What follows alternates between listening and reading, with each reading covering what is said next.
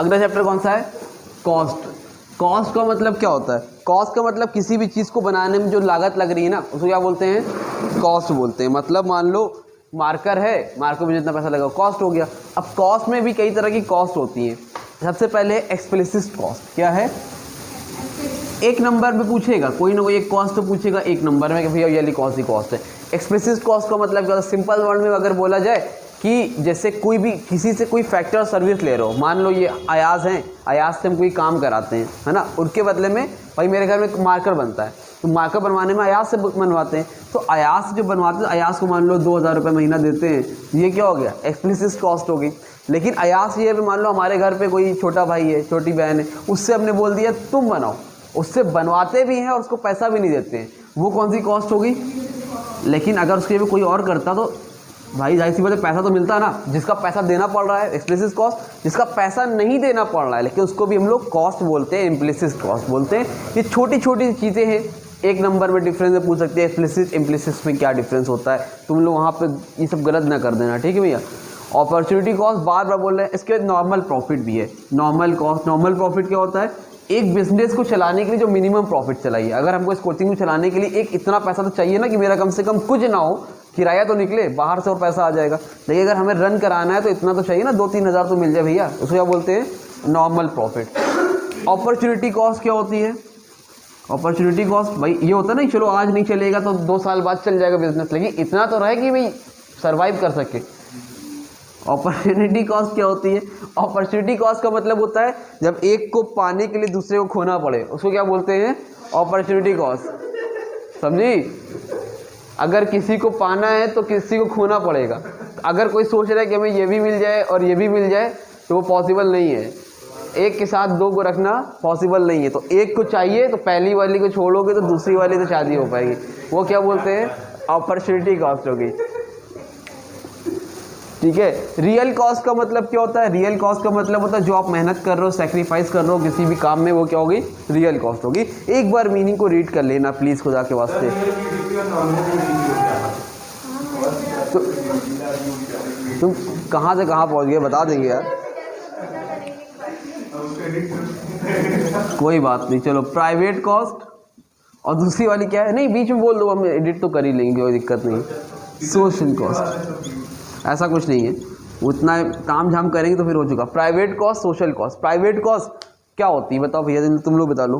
Private refers to the cost of production incurred by individual firm, मतलब कोई individual firm पैसा लगा रहा है किसी भी चीज़ में, वो क्या होगी? प्राइवेट कॉस्ट होगी।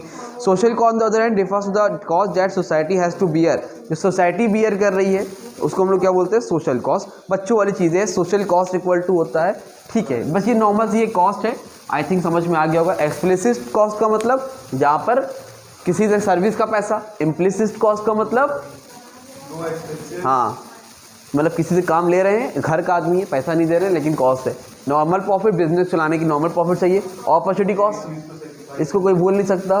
रियल कॉस्ट जो मेहनत कर रहे हैं। Private cost, individual firm. Social cost, socially जो बिहेवियर हो रही है सोशल कॉस्ट होगी, ठीक है। ये तो बच्चों वाली चीज़ें थी, नंबर पता। आगे है बिहेवियर। अब एक फिक्स कॉस्ट होती है और एक वेरिएबल कॉस्ट होती है। फिक्स कॉस्ट जो होती है वो लगती है, वो चेंज नहीं होगी। अगर जैसे हम मान लो कोचिंग चला रहे हैं, अभी मार्च में बच्चे नहीं पढ़ते, अप्रैल में बच्चे नहीं पढ़ रहे रमज़ान में, तो हमको किराया तो देना ही देना पड़ेगा ना, वो हमारी क्या हो गई? फिक्स कॉस्ट हो गई, ठीक है। मतलब ऐसी कॉस्ट है जो आपको देनी ही है, कुछ ना कुछ तो रहेगा ही। मशीन तो खरीदनी ही पड़ेगी, बोर्ड तो हमें लेना ही पड़ेगा ना, फिक्स कॉस्ट होगी। और मार्कर वगैरह की जरूरत तो पड़ेगी, जब पढ़ने वाले आएंगे तो वो क्या होगी? वेरिएबल कॉस्ट होगी। तो वेरिएबल कॉस्ट चेंज होती है और फिक्स कॉस्ट आपकी हमेशा कुछ ना कुछ रहती ही रहती है, ठीक है। इतनी बात समझ में आ रही है? कोई दिक्कत, कोई परेशानी अयाज भाई? नहीं। अब जल्दी से बात करते हैं हम लोग, फटाफट मुद्दे पे आते हैं। यहाँ से बात करते हैं टोटल कॉस्ट की। कोई बात नहीं, अभी भी है ना वो 15 दिन में तुम्हारी ज़िंदगी बदल जाएगी।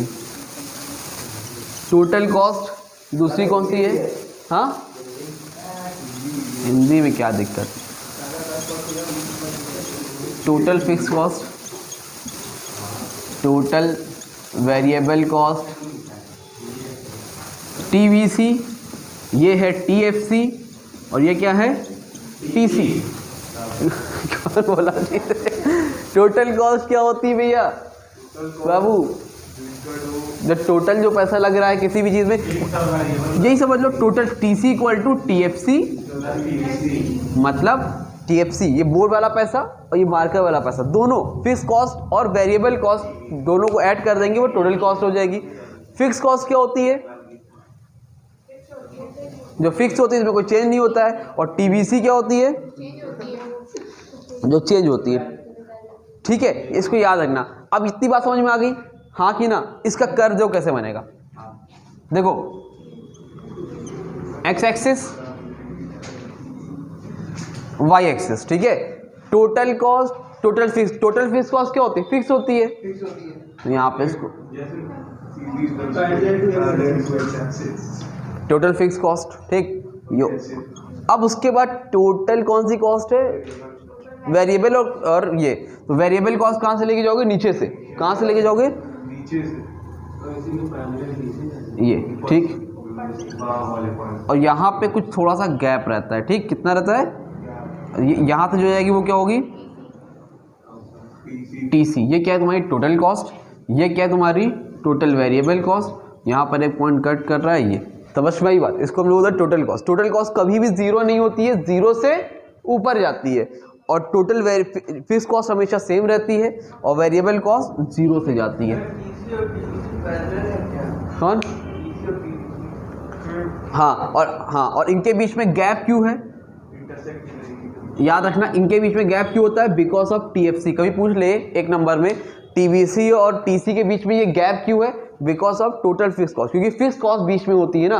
टोटल वेरिएबल कॉस्ट में जब काम करेंगे तब पैसा लगेगा, लेबर को देंगे, लेकिन मशीन का कुछ ना कुछ तो पैसा फिक्स रहेगा ही रहेगा ना। तो उसके बीच में जो गैप होता है वो किसकी वजह से होता है? टोटल फिक्स्ड कॉस्ट की वजह से होता है। क्लियर है भैया? नहीं क्लियर है? जल्दी बोलो। हाँ ठीक है, रफ करें। देखो फिर से देखो कैसे बनेगा वाला। ये लिया, ये लिया, यहाँ से लेके यहाँ गए, फिर यहाँ से लेके यहाँ गए, थोड़ा सा यहाँ लेके यहाँ हो गए, ठीक है। तो ये तुम्हारा क्या हो गया? TBC। ये तुम्हारा हो गया TC। यहाँ पे पॉइंट पे कट कर यहाँ पे लेके आ गए, काम खत्म। रिलेशनशिप बताना होगा तो क्या बताओगे? Total fix cost is constant, TBC is increasing, ठीक है। TBC starts from the Y flow and TC starts from, हाँ अब ठीक है।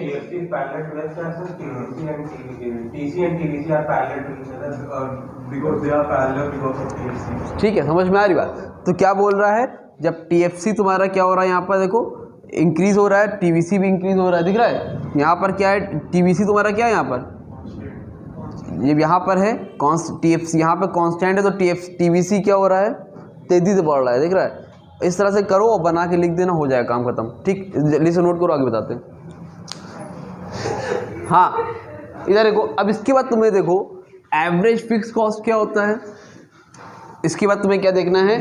Average cost curve. तो एवरेज कॉस्ट में याद रखो FC, एवरेज फिक्स कॉस्ट क्या होता है? एवरेज समझते हो क्या होता है? एवरेज फिक्स कॉस्ट का मतलब क्या होता है? फॉर्मूला लिख लो, FC equal to TFC upon Q।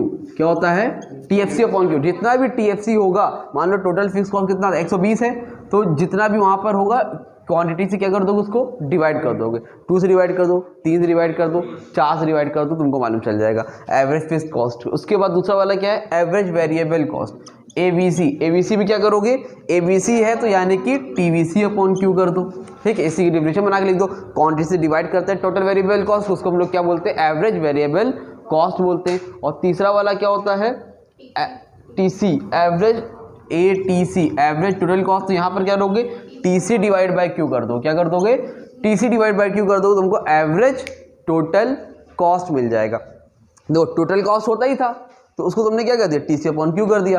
Fix cost होता ही था, तुमने TFC अपॉन Q, सब में T लग गया। एवरेज वेरिएबल VC होता ही था, उसको तुमने TBC अपॉन Q कर दिया। समझ में आ रही कि नहीं आ रही है? ये तीनों हो गए आपके, ठीक। इसके बाद तुमसे जो आगे पूछे, एक मार्जिनल कॉस्ट भी होता है। मार्जिनल कॉस्ट पता है क्या होता है? नहीं पता है? चेंज कितना होता है? तो मार्जिनल कॉस्ट अगर तुम्हें पता करना हो तो मार्जिनल कॉस्ट क्या, कितना चेंज हो रहा है, किसमें कितना चेंज हो रहा है? टोटल कॉस्ट में। टोटल कॉस्ट मान लो जैसे टोटल कॉस्ट है तुम्हारी यहाँ पर, जैसे तुमको दिया 100, 120, 150, 180, ये तुम्हारी टोटल कॉस्ट दे रखा है। TC तुमसे पूछ रहा है मार्जिनल कॉस्ट बताओ क्या है? 100 से 20 कितना हो गया? 20 कितने का? 30, 30, समझ में आ रही बात। इसको क्या बोलते हैं हम लोग, मार्जिनल कॉस्ट बोलते हैं कि टीसी में कितना चेंज हुआ। सिंपल वर्ड में अगर बोले मार्जिनल कॉस्ट का मतलब, मार्जिनल कॉस्ट का मतलब सिंपल वर्ड में टीसी में टोटल कॉस्ट में कितना चेंज हुआ। समझ में आ रही बात, क्लियर है, हाँ कि ना। अब देखो इसमें जो क्वेश्चन बनेगा वो पूछेगा मार्जिनल कॉस्ट। मार्जिनल कॉस्ट का कर्व कैसे बनेगा, पहले ये लोगे कर्व ऑफ मार्जिनल कॉस्ट का कर्व, ठीक है। टेबल नहीं बता रहा हूँ, टेबल का कोई काम नहीं है, वो समझाने के लिए होता है, लेकिन पेपर में तुम्हें क्या करना है, कर्व बनाना, एक्सप्लेन करना। तो पास पहचान मार्जिनल कॉस्ट ये बनेगा, ये क्या है तुम्हारा MC, क्या है ये मार्जिनल कॉस्ट, ठीक है। यहाँ से ले लो, बीच से ये हो गया मार्जिनल कॉस्ट। ये तुमसे पूछेगा भी नहीं। अब जो पूछने जा रहा है वो मेन समझो, पहले तुम्हें पता होना चाहिए मार्जिनल कॉस्ट का कर्व कैसे बनता है। क्लियर है, हाँ कि ना। एक बार बुक में टेबल बनी है, बुक को देख लेना, तो रीज़न समझना है, तो रीज़न समझने का वक्त चला गया अब तुम लोग की ज़िंदगी से। अब तुम्हारे पास खाली ऐसे करना है, तुमको ऐसे करना है, ऐसे करना है, MC बना देना है। हाँ, रीज़न जो पूछेगा वो मैं बताऊँगा ना तुमको क्यों बने। अब देखो इसमें से एक क्वेश्चन बनता है, गुड क्वेश्चन इनका, देखिए why MC curve is U shaped, due to rectangular hyperbola. वाह भाई वाह, हाँ। कोई भी पूछे MC कर्व U shaped क्यों बनता है, लिसन ध्यान से, बहुत इंपॉर्टेंट क्वेश्चन, 1-2 नंबर में देखने को मिल सकता है। Why MC curve is U shaped, MC curve U shaped क्यों है, तो सिंपल सा लिखोगे because due to law of variable proportion, बस इतना लिख दोगे तुम्हारा काम हो जाएगा। वो अलग चीज़ है, बता रहा हूँ, तुम कुछ पता नहीं, बोले चले जा रहे हो, सब भूल गए हो। वो ABC के बारे में पूछता है भाई साहब कि कहाँ गया, वो ABC के बारे में पूछता है कि वो हाइपरबोला क्यों बन रहा है, ठीक है। तो इधर देखिए, ये बात समझ गए कि नहीं समझे, MC का U शेप क्यों बनता है, because of law of variable proportion, ठीक। आगे देखो, रफ करें, रफ कर दें, चलो देखो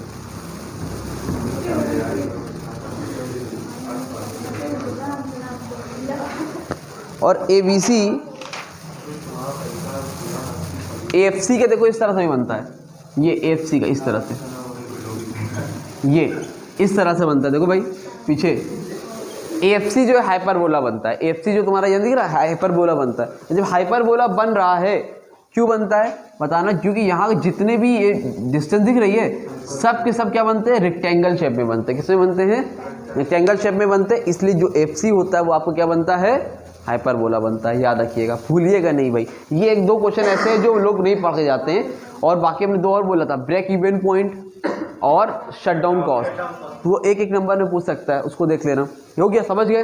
अब देखो चलो अगला है, नेक्स्ट टॉपिक है हमारा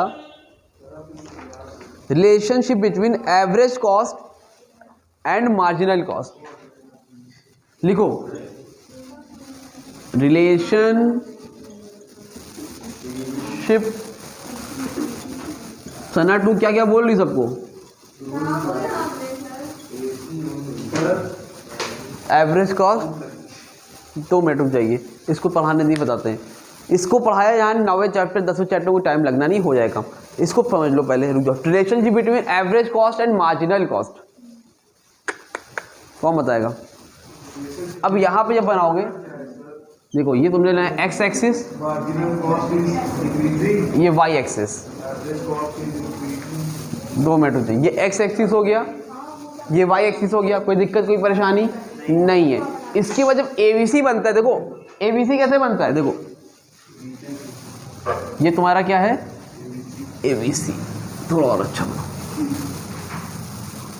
ये क्या है एवरेज वेरिएबल कॉस्ट। और मार्जिनल कॉस्ट कैसे बनेगा, ये क्या है तुम्हारा मार्जिनल कॉस्ट, जहां पर कट किया वहां यहां से लेके नीचे आओ। ये बताओ समझ में आया कि नहीं आया, ठीक है। अरे ABC बना, हाँ ठीक है, तुम ABC बना लो चाहे ATC बना लो। अच्छा सुनो, ATC और ABC दोनों सेम काम करता है, तुम चाहो तो एक और बना लो, उसका भी सेम ऐसा ही बनता है ATC का। तो रिलेशनशिप सेम होता है, इसलिए आदमी ABC या ATC में एडजस्ट कर लेता है। ध्यान से बात को समझ लीजिए आप लोग भी जो वीडियो देख रहे हैं, ABC और ATC क्या होता है, सेम होता है। सेम क्यों होता है, मतलब दोनों में ही सेम है, इसलिए चाहे आप एबीसी बनाओ, आपका मन करे तो आप एटीसी का भी यहाँ से बना सकते हो। देखो यहाँ बुक में दिया हुआ है, तो एटीसी के ऊपर से आता है ना। हाँ, लेकिन मतलब रिलेशन तो वही बनेगा ना, वहाँ से ज़्यादा। देखो यार, ये आपका एटीसी का दिया हुआ है, जो कट हो रहा है ना, वहाँ कहाँ ढूंढ के एडिट करेंगे, जितनी देर में तो हम फिर से बना लेंगे। देखो भाई, ये क्या है आपका, दिख रहा है मार्जिनल कॉस्ट, ये क्या है आपका एवरेज वेरिएबल कॉस्ट, ठीक है। अब इसके बीच में अगर तुमसे रिलेशनशिप पूछेगा तो क्या लिखोगे, रिलेशनशिप में लिखो व्हेन मार्जिनल कॉस्ट, ठीक है। यहाँ पर देखो ये तुम्हारा किसका है, अच्छा एबीसी बना दिया है, तुम एटीसी भी लिख लो या एबीसी लिख लो।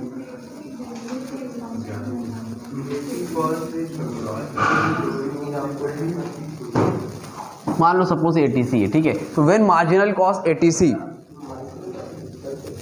तो वहां पर एटीसी क्या है, घट रहा है। देखो जब मार्जिनल कॉस्ट ज्यादा है एटीसी से, तो वहां पर एटीसी क्या है, घट रहा है, ठीक है। दूसरे में क्या लिखोगे, when marginal cost equal to ATC, तो वहां पर एटीसी क्या है, बोलो कांस्टेंट है, क्या है, कांस्टेंट है एटीसी। हाँ, उसको हमने एटीसी ही कर दिया, तुम एबीसी भी लिख सकते हो, गलत नहीं है उस, ठीक। और तीसरा वाला क्या है, एमसी ज़्यादा है, when MC greater than ATC, वहाँ पर एटीसी इज राइजिंग। सिंपल सी बात है। देखो इधर तुमने बनाया, बनाने के बाद तुम क्या कर रहे हो, एटीसी और एबीसी में से कोई एक बना लेना, बोलेगा दोनों बनाने के, दोनों बना देना, ठीक है। अब देखो क्या हो रहा है, पीछे वाली देखिए, जब एमसी आपका ग्रेटर है एटीसी से, तो एटीसी क्या हो रहा है, डिक्रीज हो रहा है। जब एमसी आपका बराबर है एटीसी से, एटीसी क्या हो रहा है, और जब एमसी ग्रेटर है एटीसी से, तो एटीसी इंक्रीज हो रहा है। कैसे बनाया था, ये लिया, फिर आपने यहां से लेके कैसे बनाया, ठीक है, क्या नाम था इसका, एटीसी, और यहीं से हमने लेके एमसी बनाया, और इसी के साथ यहाँ पे ये बनाया, ऐसे बनाया, और खुशी के मारे हमारा ये बन गया, ठीक है। फिर आपने इसका रिलेशनशिप बता दिया, खत्म, दैट्स इट, कंप्लीट। क्लियर है, कोई दिक्कत, कोई परेशानी है, नहीं है। चलिए स्क्रीनशॉट, अरे वो नोट करिए, नोट की करना है, नोट करना ही नहीं करना है, याद रहेगा, नोट सबके पास है ना, सबके पास, तुम समझ पाए अपने माइंड में जो नोट कर रहे हो तुम, कल मैथ देने के बाद निकल जाएगा, थोड़ा सा लिख लो कहीं पे।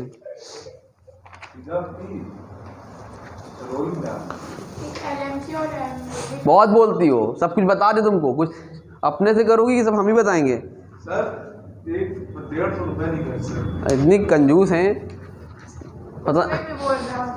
और अगर हमने दिला दिया इनको अच्छा नंबर, तो बाद मालूम क्या करेंगी, 12,500 काट लेंगी। ये देखो एक लड़की है अभी तक, रायमीन नाज, 80 में 80 पढ़ा है, ऐसी तो उम्मीद है 100 में 100 लाने की। तुम तो 2 नंबर गलत कर दिए यार। हाँ तुम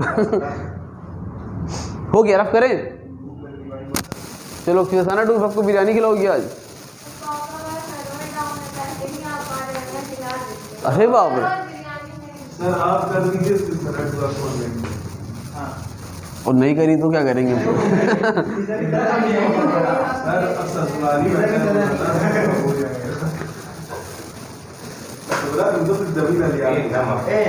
ए ना करो, अब बर्दाश्त के बाहर हो जाएगा तो। ए बस करो, देखो करोगी ना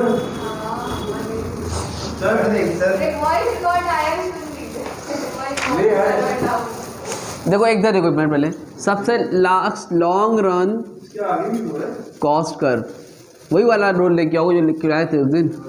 हाँ तो 2 मिनट रुकिए। लॉन्ग रन में क्या होता है भैया, देखो शॉर्ट रन में खाली वेरिएबल फैक्टर चेंज होते हैं, मतलब कुछ फिक्स रहते हैं।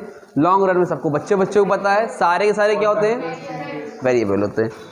लॉन्ग रन कॉस्ट कर्व में कैसे जाएगा, ये लिया एक्स एक्सिस वाई एक्सिस, और ये आपका यहाँ से जाएगा, टीसी लिखते थे वहाँ पर एलटीसी लिख देना, बात खत्म, ठीक है।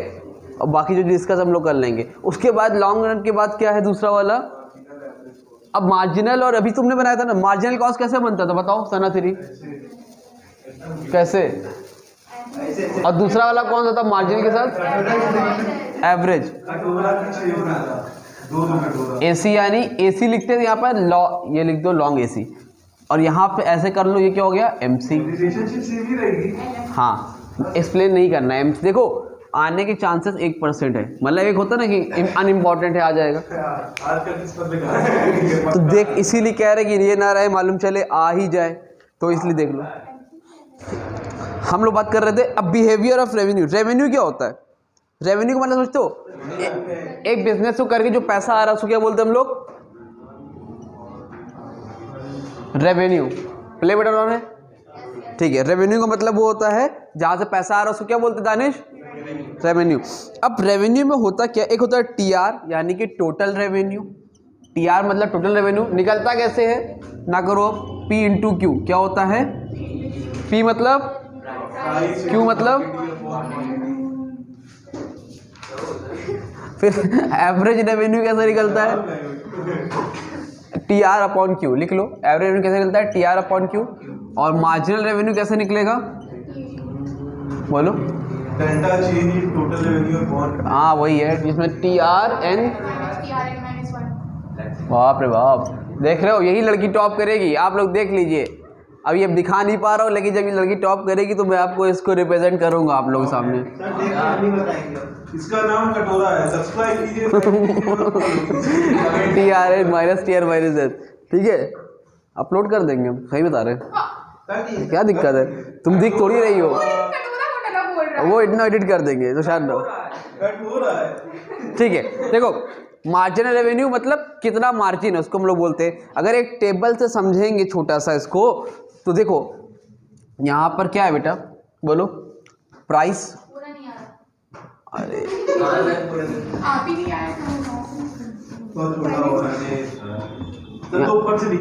प्राइस, यूनिट, फिर क्या आएगा? T R, A are. यहाँ से तुमको एक चीज़ मालूम चलेगी, बहुत लॉजिकली चीज़ें हैं, रटने को तो रट सकते थे। T R, A R, M R और पी आर जो है बराबर होता है, पता है। प्राइस मान लो इन्होंने लिया है 15 15 15 15, 15 15 15 15 15, और यूनिट कितना है? 1 2 3 4 5। टी आर अभी बताया था P इंटू क्यू, 15 का मल्टीप्लाई 1 से 15, 15 दूनी 30, 45। ए आर कैसे निकलता है? 15, फिर 15 15, 460 डिवाइड 15 15, फिर एम आर कैसे निकलता है? 15 था 15, फिर 15, 60 से 45 माइनस किया 15, 70, 15। अब यहाँ पे एक चीज़ देखिए पीछे, ये बताओ, इधर देखो इधर देखो इधर देखो। प्राइस 15, टी आर वो सॉरी ए आर भी 15, एम आर भी 15, ये वाला ये वाला ये वाला, देख रही हो? ए लड़की क्या कर रही हो? Price A R M R तीनों क्या है? सेम है। तो ये इसको याद रखना कि A R equal to M R equal to price होता है, पी होता है, ठीक है। ये लाइन आ रहा है ऊपर वाला, ठीक है। A R equal to M R equal to P, ये क्या होता है? तीनों सेम होता है, ठीक। अब ये तो तुम्हें बात समझ में आ गई। अब कोई बोले टोटल रेवेन्यू का कर्व बना के दिखाओ, तो कैसे बनता है? देखो ऐसे लो x axis y axis, total revenue 45 degree, इस तरह से ये क्या हो गया तुम्हारा? टी आर हो गया, ठीक है। ये बात हो रही है अंडर परफेक्ट कॉम्पिटिशन में, अक्सर ये क्वेश्चन आता है, पढ़े होगे ना। अंडर परफेक्ट कंपटीशन में टी आर का और एम आर का कर्व कैसा होता है? तो ये टी आर का हो गया, और ए आर एम आर का कैसे होता है? A R equal to M R equal to P. Under perfect competition याद रखना, पेपर में इस तरह से पूछता है, अंडर परफेक्ट कंपटीशन में कैसा होता है आपका कर्व, ठीक है। इसे बहुत इंपॉर्टेंट क्वेश्चन है, जो 7 8 और जो 10वां पढ़ा रहे बहुत कवर करेगा तुम्हारे एग्जाम में, पेपर में बनेगा कम से कम 12-15 नंबर, ध्यान सीख लो। T R A R M R का इस तरह से कर्व बनता है, ये हो गया, ठीक। इसके बाद आगे आपका आता है इम्परफेक्ट कॉम्पिटिशन में क्या होगा। ये तो परफेक्ट कॉम्पिटिशन में है, तो परफेक्ट कॉम्पिटिशन में तो सब सेम ही सेम है, लेकिन इम्परफेक्ट कॉम्पिटिशन जब होगा वहां पर क्या होगा, ठीक है। जल्दी से नोट करो इसको, नोट करना है तो, नहीं करना है तो भी बता दो, कोई बात नहीं, आगे बढ़े। अब देखो इम्परफेक्ट कॉम्पिटिशन की बात होगी दानिश भाई, तो कैसे होगा बताएंगे कुछ? इससे प्रकाश डालेंगे, क्या कहते हैं?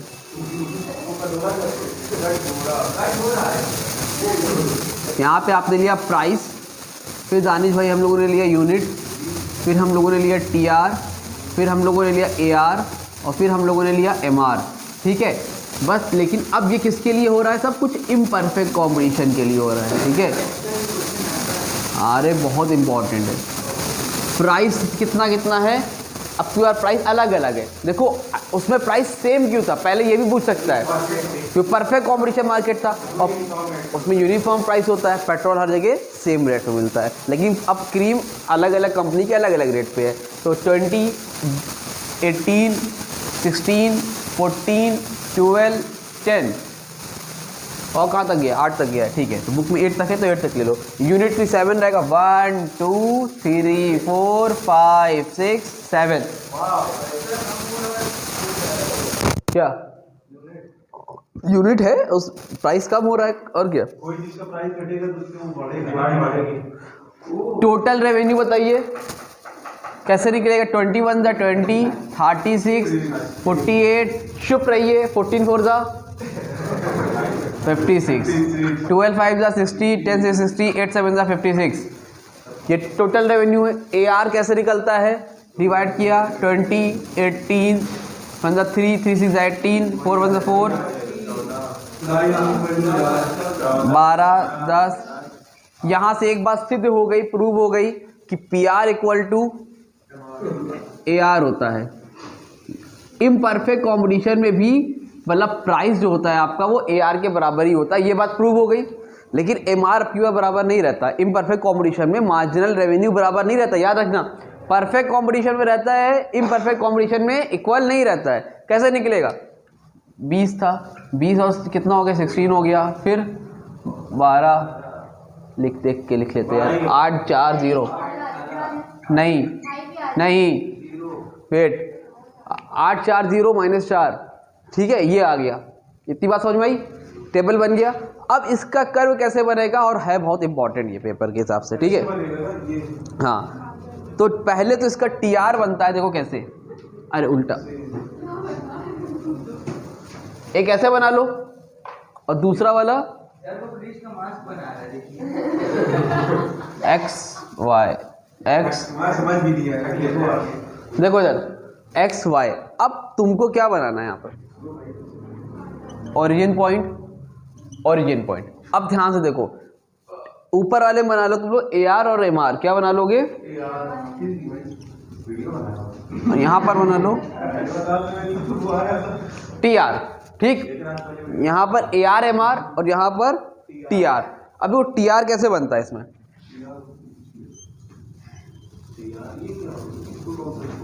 इम्परफेक्ट कॉम्बिनेशन में टी आर कैसा बनता है? देखो ध्यान से, ऐसे ही बनता है। टेप मन करे तो ये नंबर ले लो, बना डालो, बन जाए। तो नंबर से मत करना, टाइम खराब है, याद कर लो, अच्छा है, टाइम खराब होगा। ठीक, नंबर पहले याद करोगे। देखो इधर, यहाँ देखो, इधर यहाँ पे कट हुआ, यहाँ पे मैक्सिमम दिख रहा है। यहाँ से इसको मैक्सिमम से लेके जाओ, जहाँ पर यहाँ पे हुआ, यहाँ से तुम्हारा निकलेगा क्या? M R. क्या निकलेगा?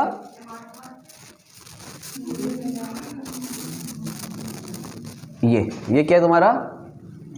M R. कुछ बात समझ में आई?